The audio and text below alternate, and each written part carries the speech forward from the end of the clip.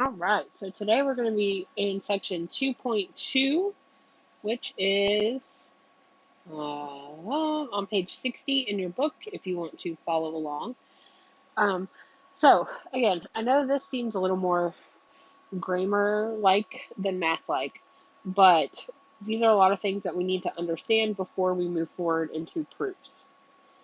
So, the first thing that I want to define is a statement. All right, so a statement is a sentence that is either true or false. It has to be something that we can declare true or false. If it can't be determined true or false, then it is considered not a statement. So in the book, they have some examples, and let's go ahead and talk through those.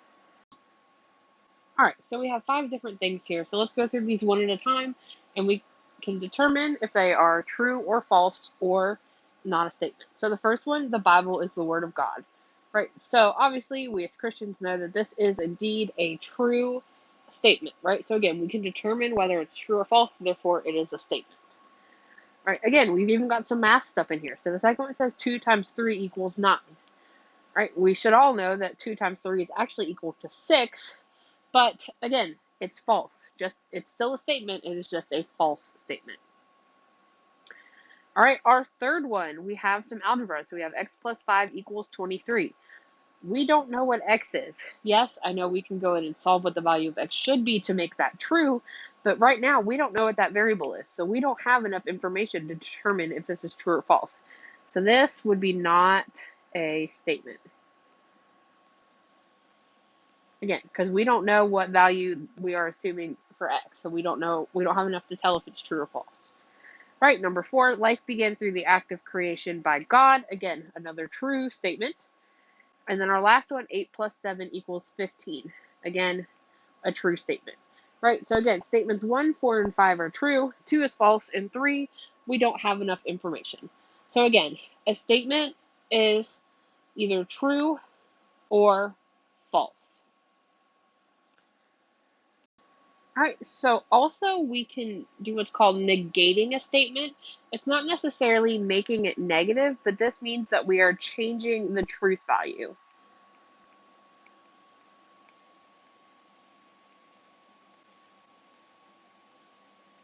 So if we have a true statement, we would make it false. If we have a false statement, we would make it true.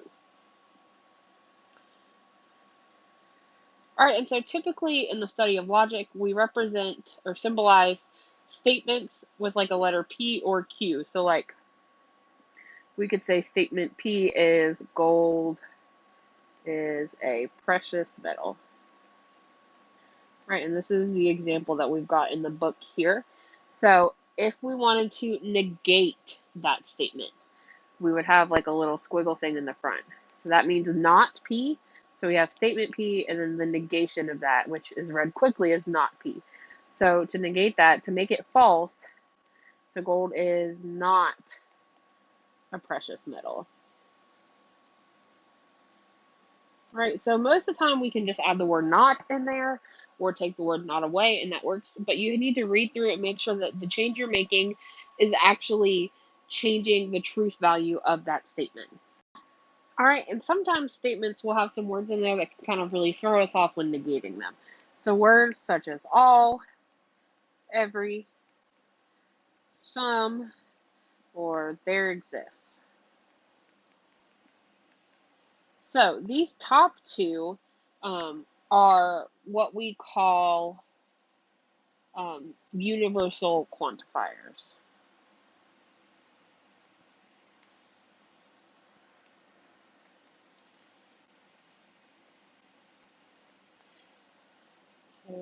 I spelled that way wrong, guys.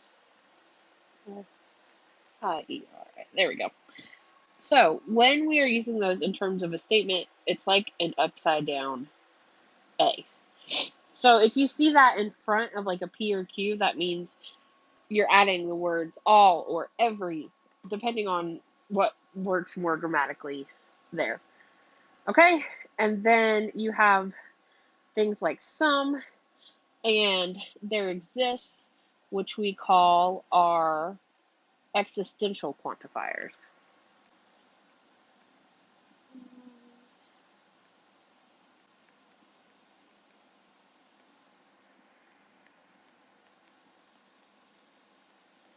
right? And so these are told with a backwards E.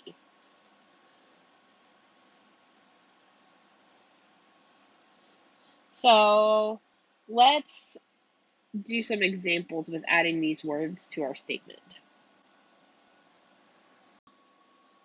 Okay, so let's start with the statement, men are sinners.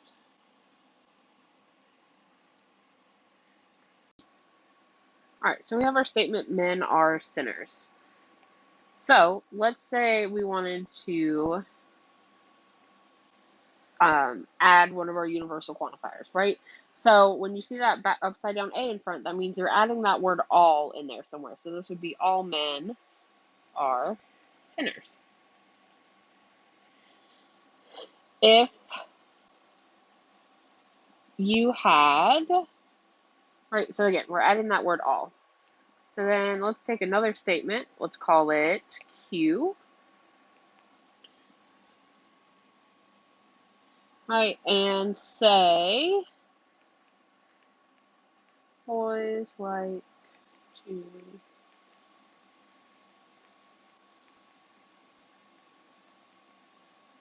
All right, so let's say we wanted to use one of our existential quantifiers, right? So that means we're adding that word some or there exists. So you could say some boys like to play basketball or there exists a boy who likes to play basketball, either one. More often than not, you can use that word some.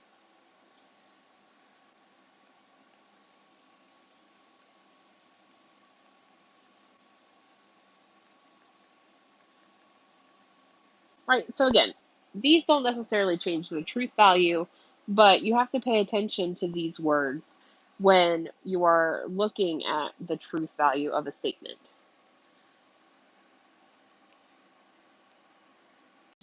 Right, so again, I just said we have to be careful negating those types of statements. So let's say we have a statement, all roses are pink. So right now, that is a false statement, right? Because not all roses are pink. So if we wanted to negate that, right, we have to watch this word all. So if you went to just say no roses are pink, right, that would still be false, right? Because there are some pink roses. So you could change that to not all roses are pink.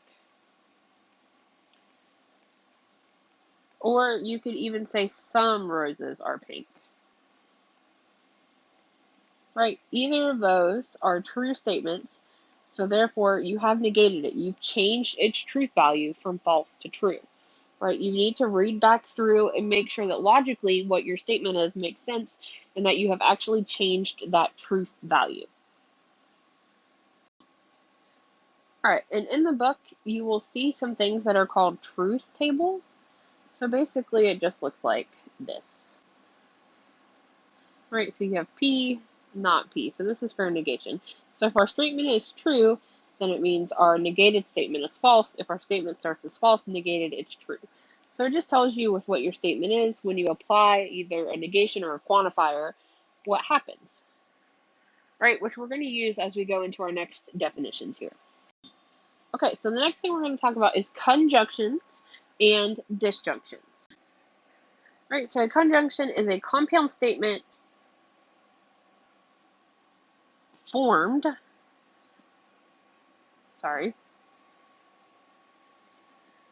typing too fast, formed by connecting two statements with the word and. Right, so to symbolize that, we would say so if we were saying we were combining statement P and statement Q, the symbol for that is kind of an upside down V. Right, so again, you're just combining two statements with the word and.